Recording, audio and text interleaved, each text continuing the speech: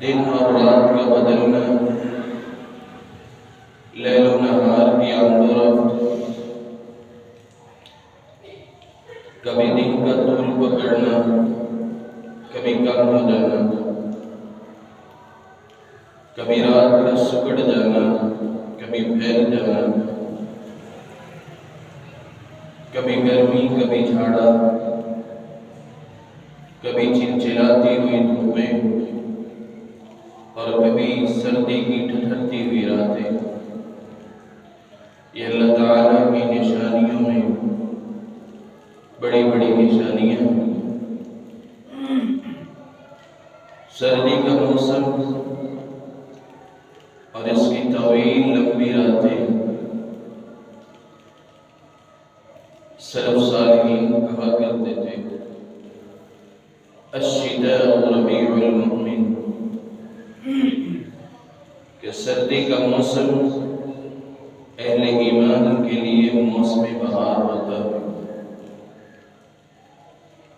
بہار کے موسم میں پھول کھلتے ہیں، سردی کے موسم میں اہل ایمان کے دلوں میں ایمان کی شمع خصوصی طور پہ روشن ہوتی ہے۔ اس کی وجہ یہ ہے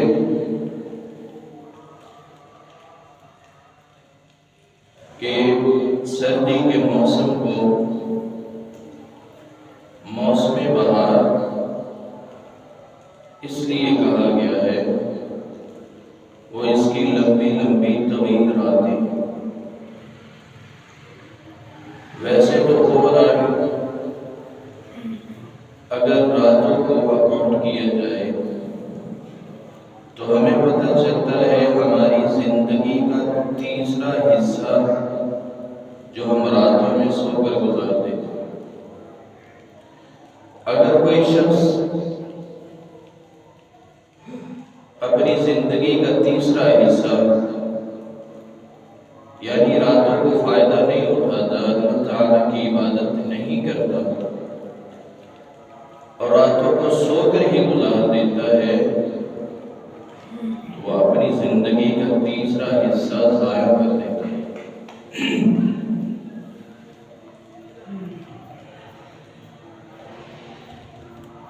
قرآن مجید میں اللہ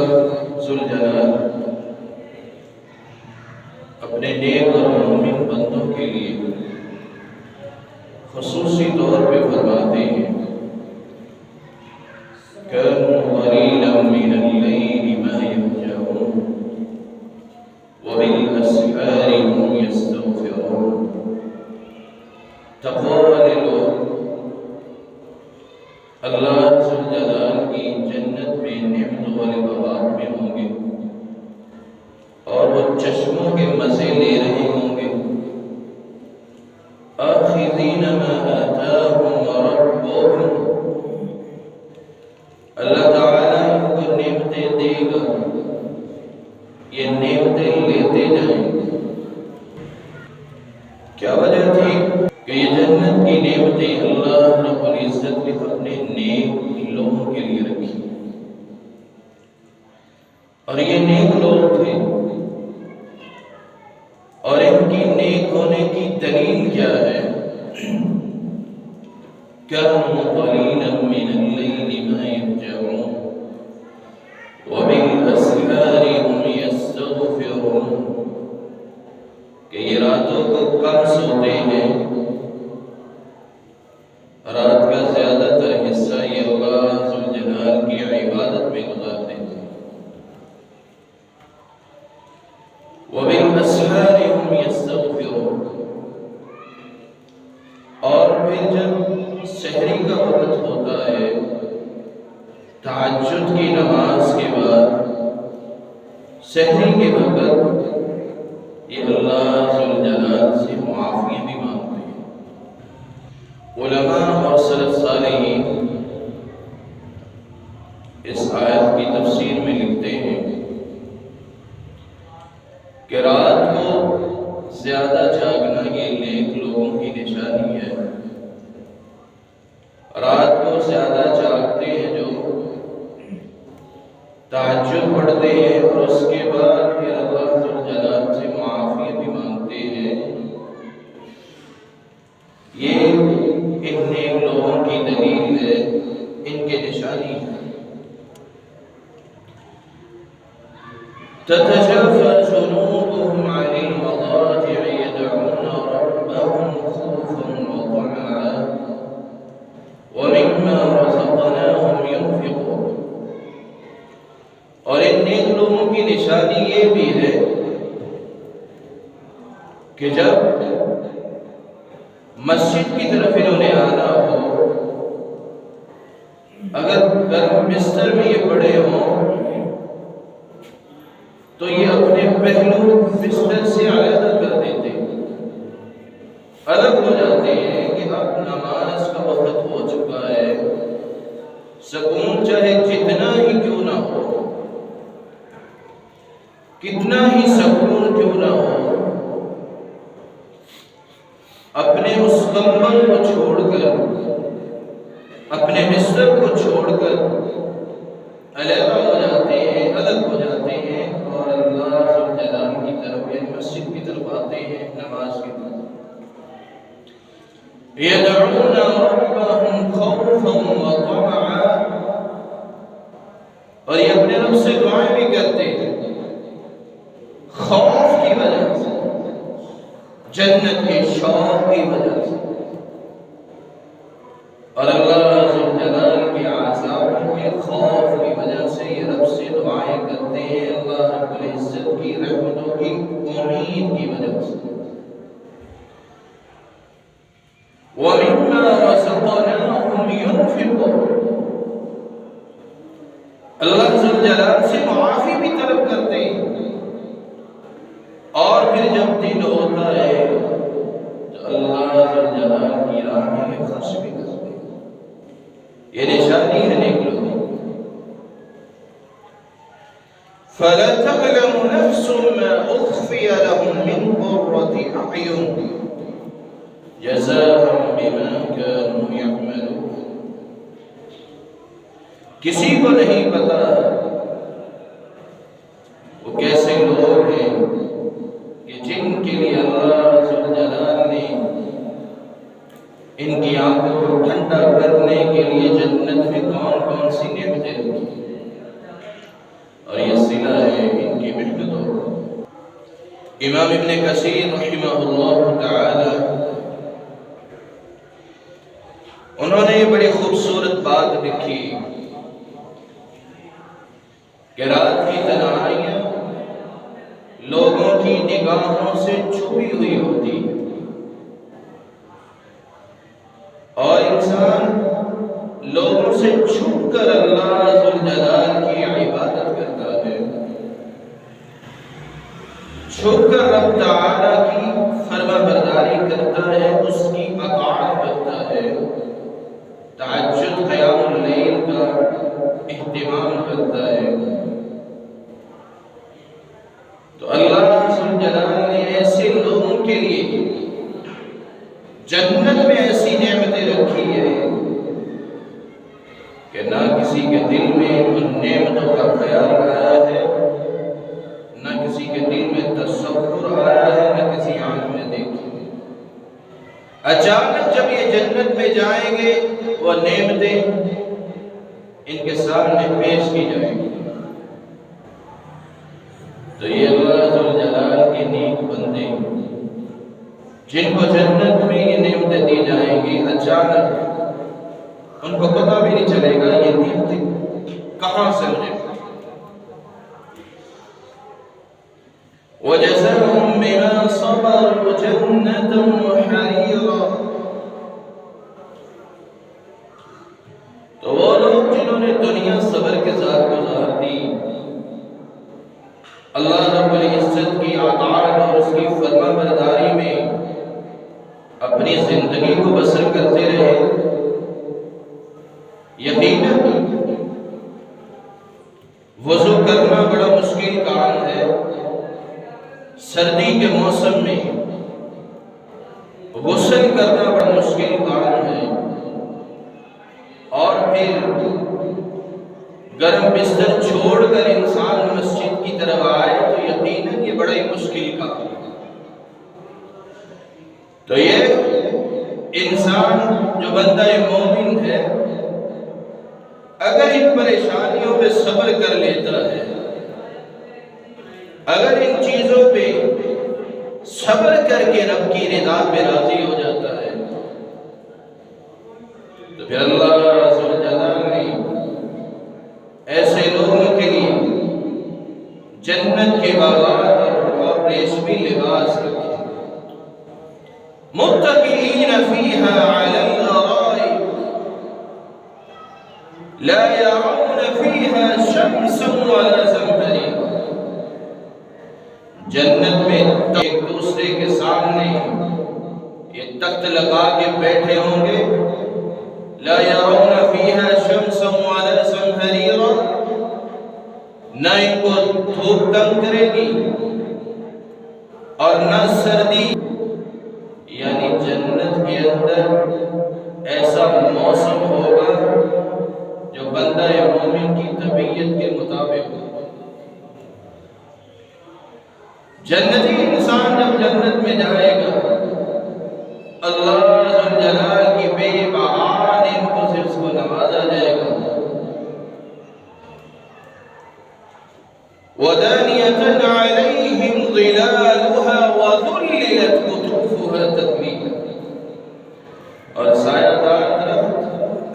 پھلدار درخت جو جھکے ہوئے ہوں گے، خود چل کر بندہ مومن کے پاس آئیں گے۔ وَيُطَافُ عَلَيْهِمْ بِآنِيَةٍ مِّن فِضَّةٍ وَأَكْوَابٍ كَانَتْ قَوَارِيرَا، اور خادم سونے اور چاندی کے برتنوں میں ڈشیں لے کر ان کے سامنے آئیں گے۔ اتنی نعمتیں اللہ ذو جلال سے دعا کیا کرے کہ رب تعالی ہمیں بھی ایسے لوگوں میں شامل کر دے۔ تو سردی اس کا موسم جس کے اندر انسان بڑا ہی پریشان ہے، تو اس سردی کے موسم میں اللہ ذو جلال نے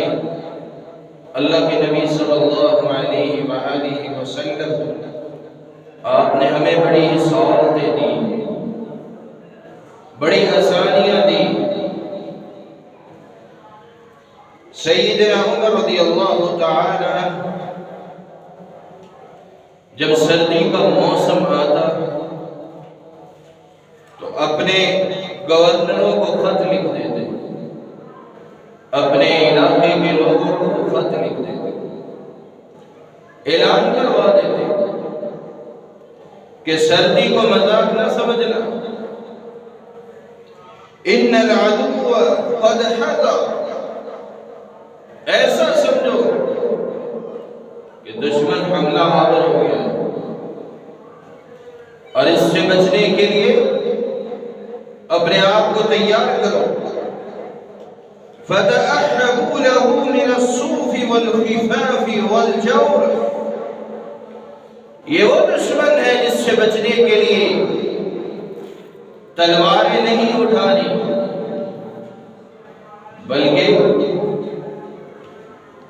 کوئی جرابوں کا جوڑا خرید لیں، کوئی موزے لے لیں، گرم کپڑوں کا بندوبست کر لیں، سردی سے بچنے کے لیے ایسی چیزیں استعمال کریں کہ جو آپ کو سردی سے بچا سکتے۔ وہ کہتے ہیں یہ ایسا دشمن ہے، فَإِنَّ الْبَرْدَ عَدُوٌ سَرِيعٌ دُخُولُهُ، یہ جسم میں داخل ہوتے وقت ٹائم نہیں لیتا، اور جب یہ جسم کے اندر داخل ہو جائے تو پھر نکلتے نکلتے وقت لگ جاتا ہے، انسان بیمار ہو جاتا ہے، کمزوری آ جاتی ہے۔ تو اس لیے سردی کے موسم میں عمر رضی اللہ تعالی عنہ یہ اپنے علاقے میں اعلان کروایا کرتے تھے کہ جرابوں کا اور موزوں کا اور گرم کپڑوں کا بندوبست کر دو اپنے آپ کو بچانے کے۔ اور اللہ کے نبی صلی اللہ علیہ وآلہ وسلم آپ کا لایا ہوا دین آسان ہے، جہاں بھی مشکل آتی ہے ہمیں آسانی بتا دیتا ہے۔ یرید اللہ ان یخفف عنکم وخلق الانسان ضعیفا۔ اللہ ذوالجلال خود فرما رہے ہیں کہ یہ انسان تو کمزور ہے، بڑا ہی کمزور ہے، ذرا سی مشکل آ جائے تو پریشان ہو جاتا ہے۔ اللہ ذوالجلال تو یہ چاہتے ہیں تمہارے معاملات ہیں ان کے اندر تمہیں آسانی دے دی جائے۔ اللہ ذوالجلال تو چاہتے ہیں کہ تمہارے معاملات میں تمہیں آسانی دے دی جائے۔ اور رب جو پوری کائنات کا خالق ہے، مالک ہے، وہ اپنے بندوں کی تکلیفوں کو بھی سمجھتا ہے،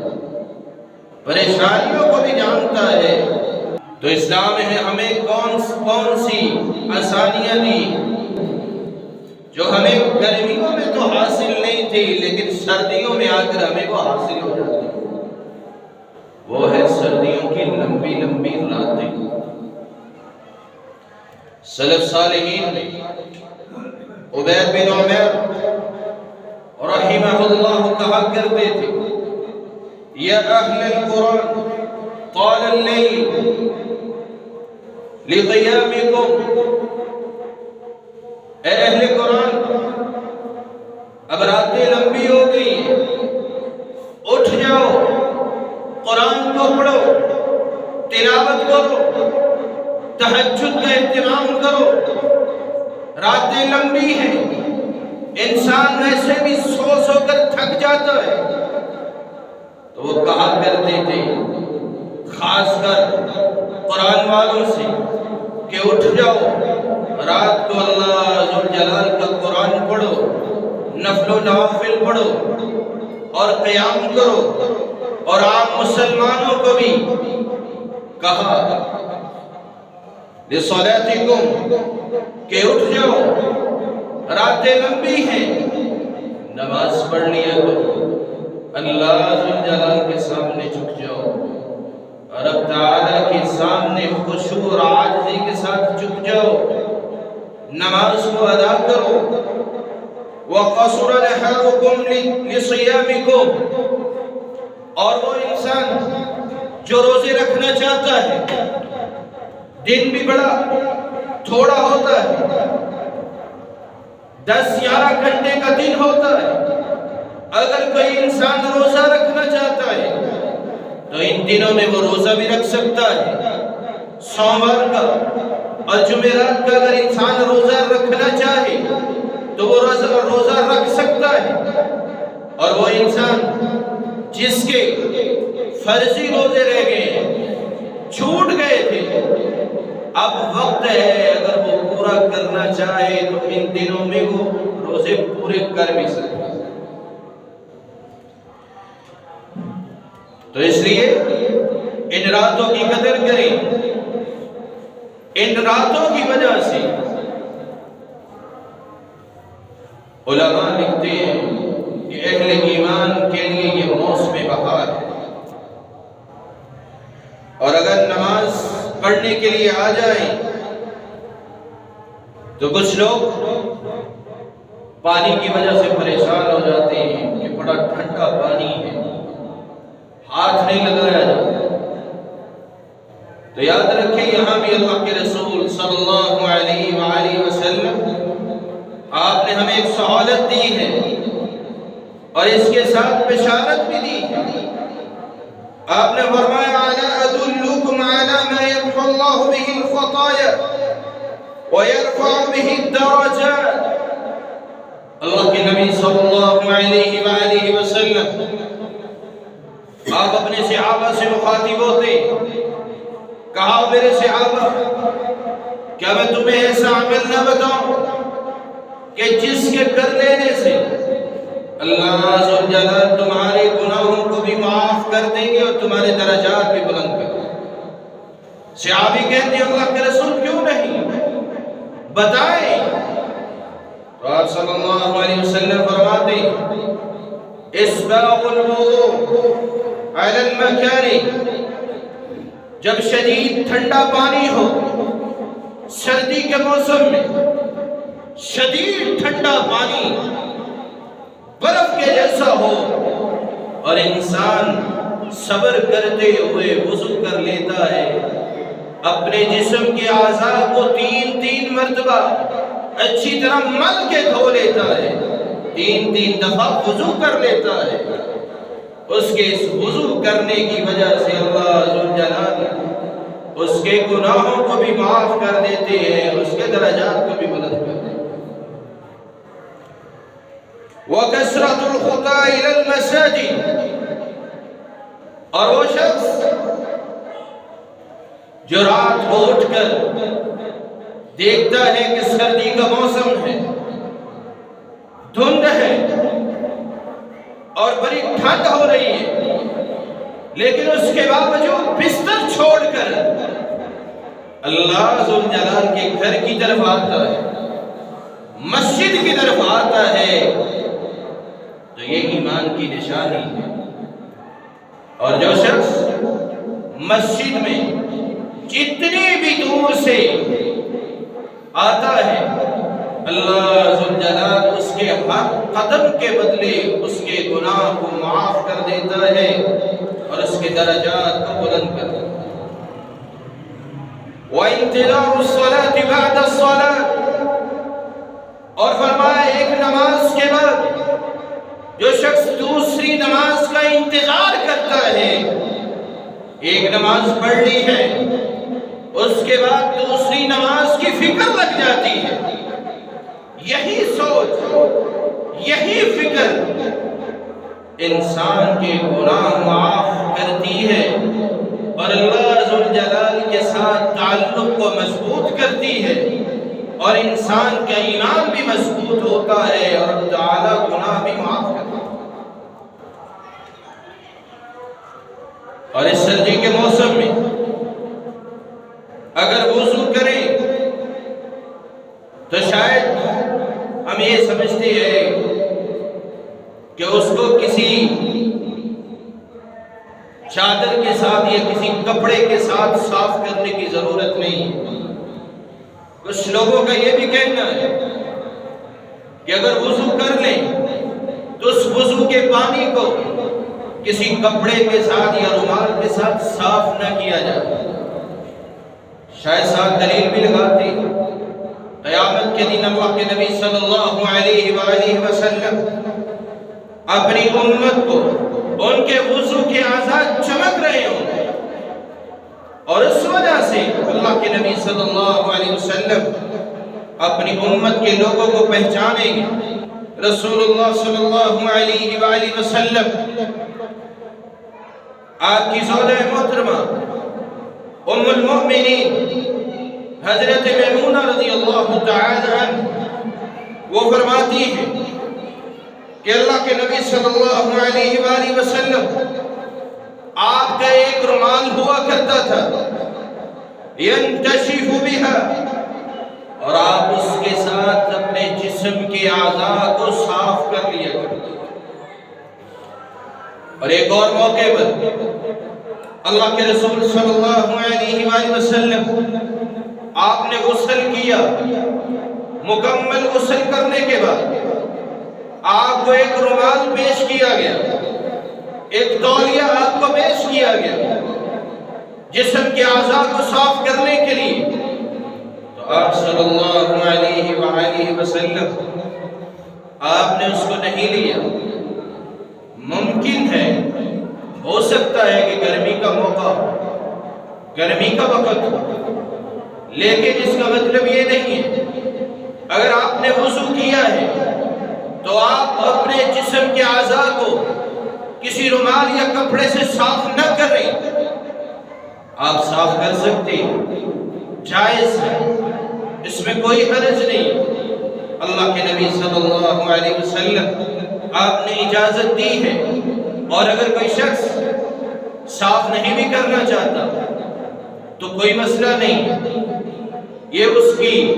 اپنی صحت ہے، اپنا ہی اس کا خیال ہے۔ اگر وہ نہیں بھی کرنا چاہتا تو کوئی مسئلہ نہیں، رسول اللہ صلی اللہ علیہ وآلہ وسلم آپ نے تو اجازت دی ہے۔ اور اس کے بعد دوسرا مسئلہ، اگر سردی زیادہ ہو جائے، ٹھنڈ زیادہ ہو جائے اور آپ کو گرم پانی میسر نہ آئے، آپ کسی ایسے علاقے میں ہو کہ جہاں پہ برف باری ہوتی اور وہاں پہ گرم پانی کی سہولت نہیں ہے، تازے پانی کی بھی سہولت موجود نہیں ہے، اور آپ کو پتا ہے کہ جان کا خطرہ ہے، لیکن اگر دور دور تک آپ کو پانی نظر نہ آئے، تازہ پانی یا پھر گرم کرنے کے لیے کوئی چیز آپ کے پاس میسر نہ ہو، تو پھر آپ تیمم کر کے نماز پڑھ سکتے ہیں اور پڑھا بھی سکتے ہیں۔ اللہ کے نبی صلی اللہ علیہ وآلہ وسلم آپ کے صحابی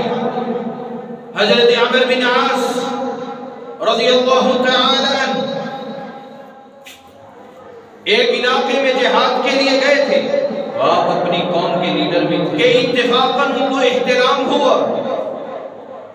غسل واجب ہو گیا، تیمم کرتے اور صحابہ کرام کو نماز پڑھا دیتے۔ صحابی اللہ کے رسول صلی اللہ علیہ وآلہ وسلم کے بعد جب مدینہ میں آتے شکوہ کرتے کہ اللہ کے نبی ہمارے امیر محترم نے ہمیں بغیر غسل کی ہی نماز پڑھا دی، تو آپ صلی اللہ علیہ وآلہ وسلم آپ نے فرمایا یا عمر صلیت اصحابک بدون الغسل وانت جنب، کہ عمر بغیر غسل کے ہی تم نے نماز پڑھا دی جبکہ تم جنبی تھے، غسل واجب تھا، ضروری تھا، تم نے غسل کیوں نہیں کیا؟ صحابی کہتے اللہ کے رسول مجھے پتا کہ میں نے غسل کرنا ہے، لیکن کیا کرتا، وہ علاقہ بڑا ٹھنڈا تھا، برفیلا علاقہ تھا، وہاں پہ گرم پانی نہیں تھا اور نہ ہی تازہ پانی میسر تھا، اور پھر میں نے قرآن مجید کی یہ آیات جب میرے ذہن میں آئی، وَلَا تَقْتُلُوا أَنفُسَكُمْ إِنَّ اللَّهَ كَانَ بِكُمْ رَحِيمًا، اللہ تعالیٰ کہتے ہیں لوگوں اپنی جانوں پہ ظلم نہ کرو، اپنے آپ کو قتل نہ کرو، اللہ ذوالجلال بڑا ہی مہربان ہے، رحم کرنے والا ہے۔ فضحك رسول الله صلى الله عليه وسلم ولم يقل له شيئا، جب آپ صلی اللہ علیہ وسلم نے اپنی اس صحابی کی یہ بات سنی تو خاموش ہو گئے، زبان سے کوئی لفظ نہیں نکالا، کچھ نہیں کہا، اور آپ صلی اللہ علیہ وآلہ وسلم آپ مسکرا دی۔ کیا وجہ تھی؟ کہ میرے صحابی کو پتا تھا، اور اللہ ذوالجلال نے ہمارے لیے مومنوں کے لیے اس کو شریعت بنا دی۔ اللہ ذوالجلال ہمیں عمل کرنے کی توفیق عطا فرمائے۔ صحابہ کرام جنگ سے واپس آ رہے تھے تو ایک صحابی اس کو سر کے اوپر چوٹ لگی ہوئی، اس کو احتلام ہوا، غسل واجب ہو گیا، اور کچھ صحابی نئے نئے تھے، پوچھا اب کیا کروں؟ صحابہ نے کہا غسل کرنا پڑے گا۔ صحابی نے دیکھا کہ سر پہ چوٹ آئی ہے، اگر غسل کیا تو جان کا خطرہ ہے، جان بھی جا سکتی۔ بتایا ان کو۔ صحابی کہتے ہیں کہ غسل کے بغیر گزارا نہیں۔ صحابی جاتا ہے ٹھنڈے اور برفیلے پانی میں، غسل کرتا ہے اور فوت ہو جاتا ہے۔ جب صحابی مدینہ منورہ میں آتے، اللہ کے رسول صلی اللہ علیہ وآلہ وسلم آپ کو ساری حقیقت بتاتے کہ اللہ کے نبی ہمارا ایک ساتھی بیمار ہو، اس کے سر پہ چوٹ آئی تھی اور احتلام ہوا، غسل واجب ہو گیا، اس نے غسل کیا اور پھر فوت ہو گیا۔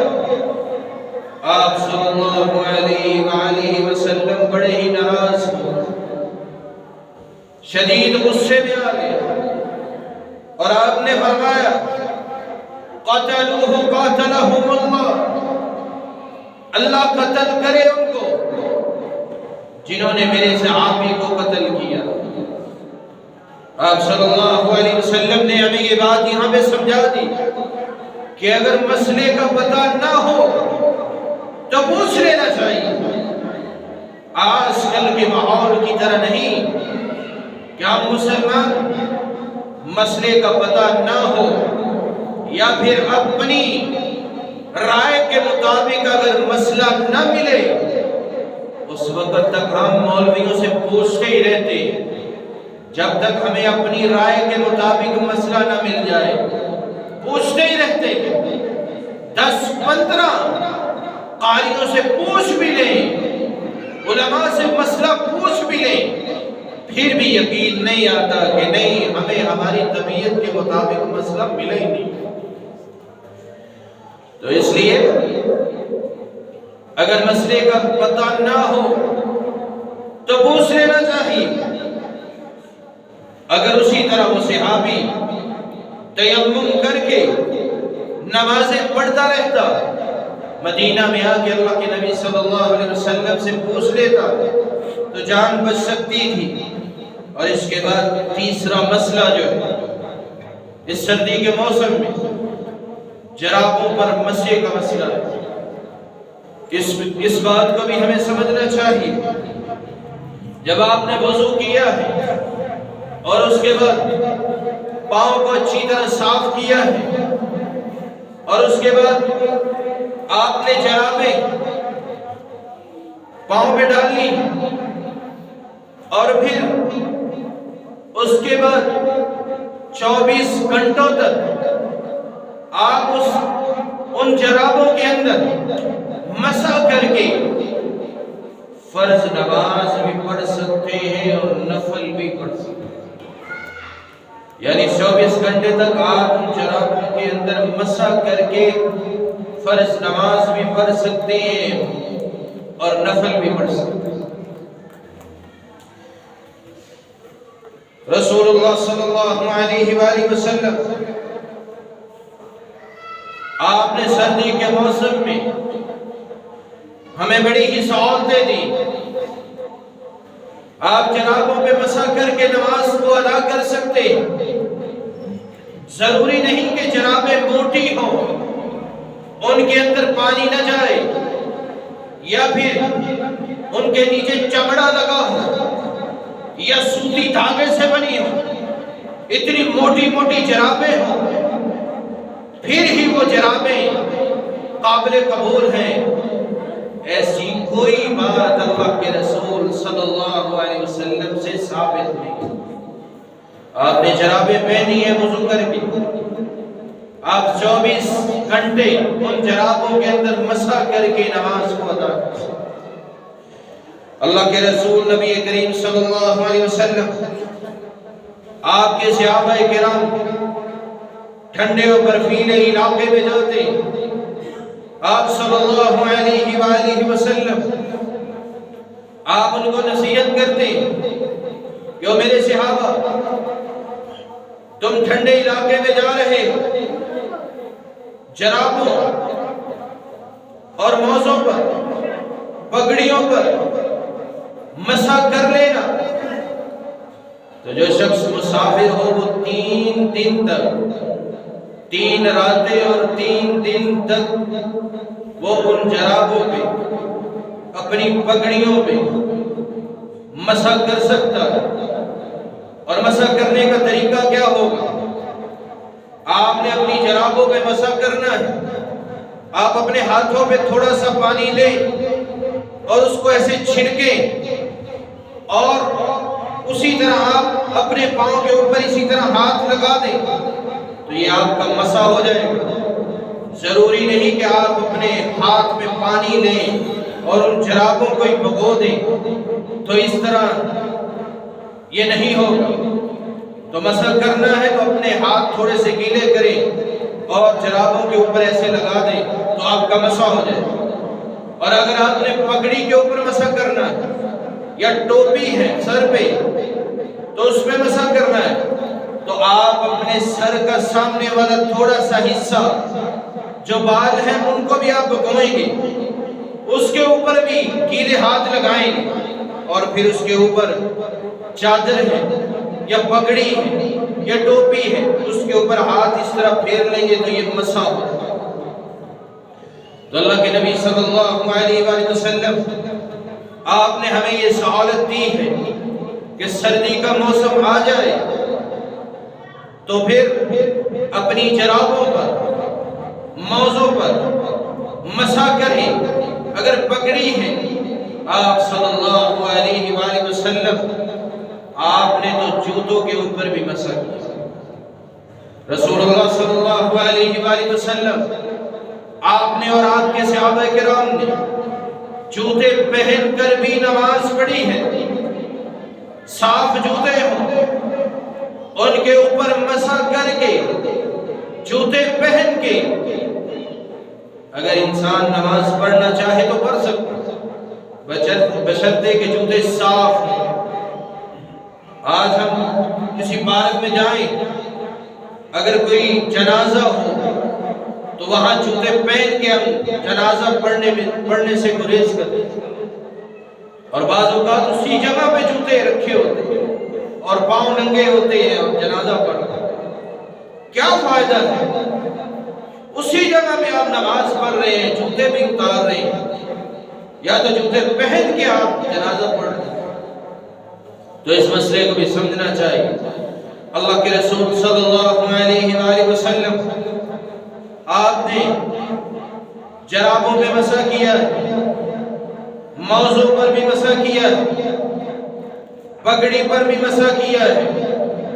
ٹوپی پر بھی مسح کیا ہے، اور آپ صلی اللہ علیہ وسلم آپ نے رومال کے اوپر بھی مسح کیا ہے۔ اگر ان چیزوں پہ کوئی انسان مسح کرنا چاہتا ہے تو وہ کر سکتا ہے۔ اور وہ عورتیں جو اپنے سروں کے اوپر رومال رکھتی ہیں، اگر وہ اپنے سر کا مسح کرنا چاہتی ہیں تو ان کا مسح بھی اسی طرح ہی ہوگا۔ تھوڑے سے بال ان کو ہاتھوں سے گیلے کرنے پڑیں گے اور پھر پیچھے سے اس رومال کے اوپر سے اپنے ہاتھوں سے وہ مسح کر سکتے ہیں۔ رسول اللہ صلی اللہ علیہ وآلہ وسلم آپ نے ہمیں سردی کے اندر سردی کو گزارنے کے طریقے بتائے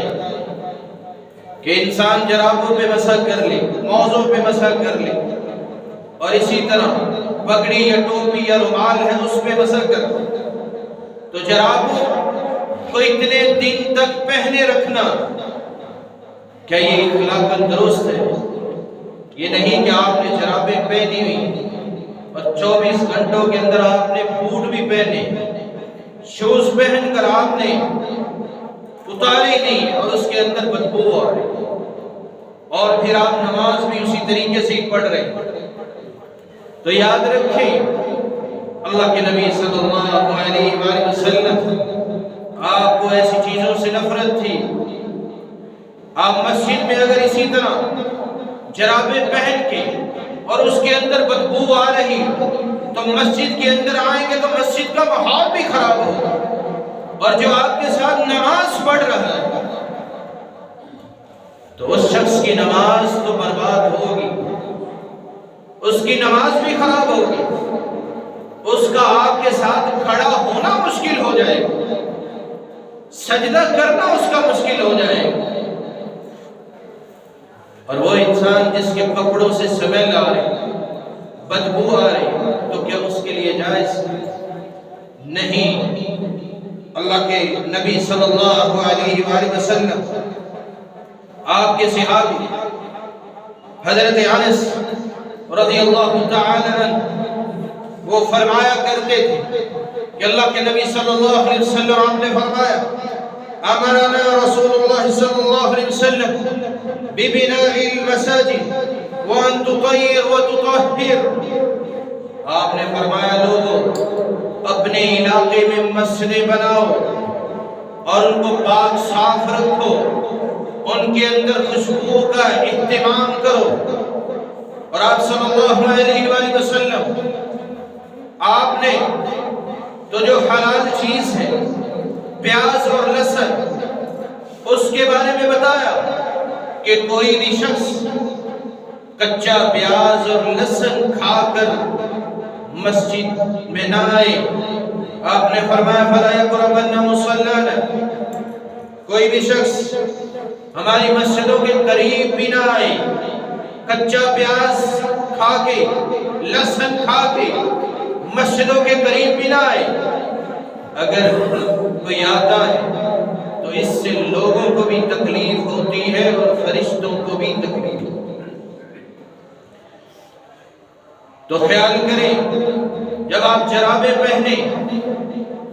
تو ان کو جرابوں تک ہی محدود رکھیں،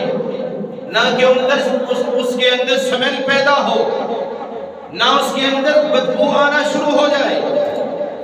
اگر آپ کو ایسا محسوس ہو اپنی جرابوں کو اتاریں اور اپنے پاؤں کو اچھی طرح دھوئیں، صاف کریں، اس کے بعد پھر جرابیں پہنیں۔ اور اسی طرح علماء سلف صالحین ان کا یہ معمول ہوا کرتا، اور صحابہ کرام رضوان اللہ علیہ مجمعین اور اللہ کے نبی صلی اللہ علیہ وآلہ وسلم، آپ خوشبو کے اہتمام کا حکم دیتے کہ میرے صحابہ خوشبو کا اہتمام کیا کرو۔